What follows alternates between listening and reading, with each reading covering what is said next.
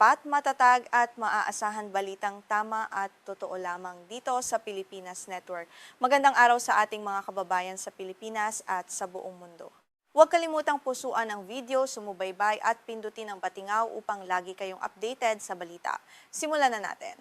Isang matinding trahedya ang yumanig sa hilagang baybayin ng bansang Venezuela matapos tamaan ng dalawang magkasunod at napakalakas na lindol na tinatawag ng mga eksperto bilang isang doublet.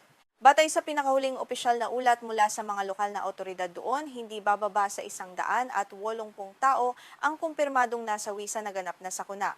Ang magkasunod na pagyanig na ito ay nagdulot ng malawakang takot at matinding pinsala sa mga infrastruktura.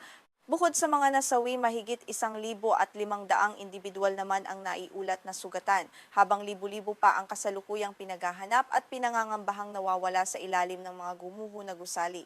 Pinakamatinding naapektuhan ng rehiyon ng La Guaira na matatagpuan sa hilaga ng kabiserang lungsod ng Caracas, kung saan halos gumuho ang mga kabahayan at nagpapatuloy ang operasyon ng paghahanap hanggang sa mga oras na ito.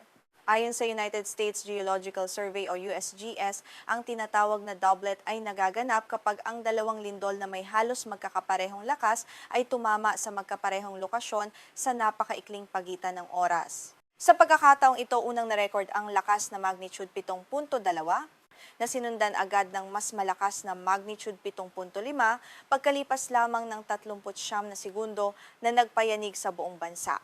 Ang mabilis at magkasunod na pag-ataking ito ng kalikasan ay nagpabagsak sa mga matataas na gusali sa Caracas, ang kabisera ng bansa, pati na rin sa mga karatig pook nito. Dahil sa bilis ng pangyayari, walang sapat na oras ang mga mamamayan upang makalikas ng ligtas. Maraming pamilya ang natrap sa loob ng kanilang mga tahanan habang nagpapatuloy ang mga pagyanig na yumanig sa buong rehiyon at nagdulot ng matinding krisis. Ipinaliwanag ni Christine Gule, ang direktor ng USGS Earthquake Science Center sa California, na bagaman mas madalang ang doublet kumpara sa karaniwang lindol na sinusundan lamang ng maliliit na matitinding aftershocks, maaari itong mangyari kahit saan sa buong mundo. Ang ganitong uri ng pagyanig ay nagpapakita ng isang napakakomplikadong estruktura ng fault line sa ilalim ng lupa na patuloy na pinag-aaralan ng mga eksperto. Sa kaso ng Venezuela, ang doublet ay nagpapahiwatig ng komplikadong sistema sa ilalim ng lupa na tinatawag na Bocono Fault. Ang fault line na ito ay umaabot sa humigit kumulang 500 kilometro o 300 milya na bumabaybay sa kahabaan ng Venezuelan Andes. Ito ang pangunahing pinagmumula ng mga tectonic activity sa bansa na nagdudulot ng mga mapanganib at mapaminsalang pagyanig sa nakalipas na maraming taon. Hindi ito ang unang pagkakataon na nyanig ng doublet ang bansa. Noong Setyembre ng taong 2025, isang katulad na doublet na may lakas na magnitude 6.2 at 6.3 ang tumama sa kanlurang bahagi ng Caracas. Nagdulot ito ng pagkasawi ng isang tao, pagkasugat ng mahigit 100 at matinding pinsala sa mga estado ng Zulia at Lara na naging babala na rin sa mga eksperto noon. Ang sanhi ng kambal na lindol nitong Miyerkules ay ang paggalaw sa pagitan ng dalawang malalaking tectonic plates. Nangyari ang rupture o pagkapunit sa hangganan kung saan nagtatagpo ang Caribbean at South American plates. Ang patuloy na friction at pressure sa pagitan ng dalawang higanting tipak na ito ng lupa ang nagpakawala ng napakalakas na enerhiya na naging dahilan ng mapanirang pagyanig na naramdaman sa buong bansa. Sa partikular, ang Caribbean plate na matatagpuan sa hilaga ng Venezuela ay gumagalaw patungong silangan kumpara sa South American plate. Ang bilis ng paggalaw nito ay tinatayang nasa 2 sentimetro o 0.79 na pulgada bawat taon. Bagamat tila mabagal ito sa paningin ng tao sa larangan ng heolohiya, ito ay itinuturing na isang mabilis at napakalaking pag-usad na lumilikha ng matinding tensyon sa lupa. Ayon pa kay Gulet, ang bilis ng paggalaw na ito ay maihahalin tulad sa tanyag at mapanganib na San Andreas Fault sa California.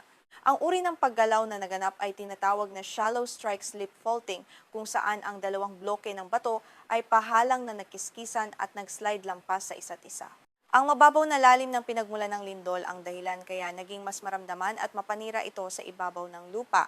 Nilinaw din ng mga eksperto na ang pahalang na paggalaw ay hindi naman laging mas mapanganib kumpara sa iba. Ayon kay Gulet, ang patayong paggalaw o vertical motion ay mas madalas na nagdudulot ng mas malalang pinsala sa mga istruktura. Gayunpaman, ang haba ng rupture at ang kalidad ng mga gusali sa ibabaw ng lupa ang may malaking papel sa kabuuang lawak ng pinsalang idinudulot ng bawat pagyanig na nararanasan natin. Dagdag pa rito, sinabi ni David Naar, isang associate dean sa University of South Florida, na ang hangganan sa pagitan ng Caribbean at South American plates ay sa pangkalahatan ay mas hindi aktibo kumpara sa ibang mga plate boundary sa buong mundo. Gayunpaman, kapag nagkaroon ito ng malaking paggalaw tulad ng nangyari ngayon, ang epekto ay nananatiling mapangwasak at nagdudulot ng malaking banta sa kaligtasan ng publiko. Sa nakalipas na isang siglo, 7 lamang na lindol na may lakas na magnitude 6 pataas ang naitala sa mismong paligid ng pinangyarihan ng pinakahuling pagyanig. Kabilang dito ang doublet noong 2025. Nagkaroon din ng mga katulad na malalakas na lindol noong mga taong 2009, 1998 at 1997 na nag-iwan din ng mga bakas ng pinsala sa kasaysayan. Ang pinakamapaminsalang solong lindol sa modernong kasaysayan ng rehiyon ay naganap noong Hulyo ng taong 1967. Sa lakas na magnitude 6.6, daan-daang tao ang nasawi at nawala ng tirahan. Ang mga nakaligtas sa trahedyang iyon ay muling nakaramdam ng matinding takot sa naganap na doblet nitong linggo, na nagpabalik ng mga mapapait na alaala ng nakaraan at nagdulot ng matinding trauma. Isa sa mga nakasaksi rito ay si Jose Vitriago na nakatira sa Caracas. 2 taong gulang pa lamang siya noong maganap ang lindol noong 1967 kung saan nasira ang kanilang tahanan. Sa isang panayam sa telebisyon, inilarawan niya ang pinakahuling doblet bilang isang kakilakilabot na karanasan na tila walang katapusan na nagpapakita ng takot na nararamdam ng milyon-milyong mamamayan. Kung titingnan ang kasaysayan bago ang ika-20 siglo, ang pinakamalagim na lindol sa Hilagang Venezuela ay naganap noong Marso ng taong 1800 at 12 sa kahabaan pa rin ng Bocono Fault System. Tinatayang nasa 30,000 tao ang namatay sa sakunang iyon na nagbura sa malaking bahagi ng mga pamayanan at nag-iwan ng malalim na sugat sa kasaysayan ng bansa na hindi kailanman malilimutan. Bagaman hindi kayang hulaan ng mga siyentipiko ang eksaktong oras ng susunod na lindol, nagbabala ang USGS na karaniwan ang mga matitinding aftershocks pagkatapos ng malalaking pagyanig. Mayroong 79% tsansa na magkaroon ng kahit isang magnitude 4 na aftershock sa susunod na linggo at 24% tsansa para sa isang magnitude 6 na pagyanig na maaring magdulot ng pinsala. Isang malaking hamon para sa Venezuela ang kawalan ng maagang sistema ng babala o Earthquake Early Warning System. Ang sistemang ito ay gumagamit ng mga sensor upang matukoy ang mga unang alon ng lindol at magbigay ng ilang segundong abiso sa mga mamamayan. Kung mayroon sanang ganitong teknolohiya sa bansa, maaaring mas marami ang nakalikas at nailigtas na buhay sa naganap na trahedya sa hilagang baybayin nito. Ayon sa mga eksperto, napakalungkot na walang sapat na oras ang mga tao upang lumikas mula sa mga gumuho na gusali dahil sa kawalan ng warning system. Sa ngayon, patuloy ang pagbuhos ng tulong mula sa iba't ibang sektor at bansa upang suportahan ang search and rescue operations sa Venezuela. Ang prioridad ng mga otoridad ay mahanap ang mga nawawala at magbigay ng medikal na atensyon sa libu-libong mga sugatan doon. Ang trahedyang ito sa Venezuela ay isang paalala sa buong mundo, partikular na sa atin dito sa Pilipinas na madalas ding makaranas ng mga lindol, na ang kahandaan at pagkakaroon ng maayos na infrastruktura ay napakahalaga upang makaligtas sa galit ng kalikasan. Manatili tayong mapagmatsyag, laging handa at may sapat na kaalaman sa mga emergency na sitwasyon.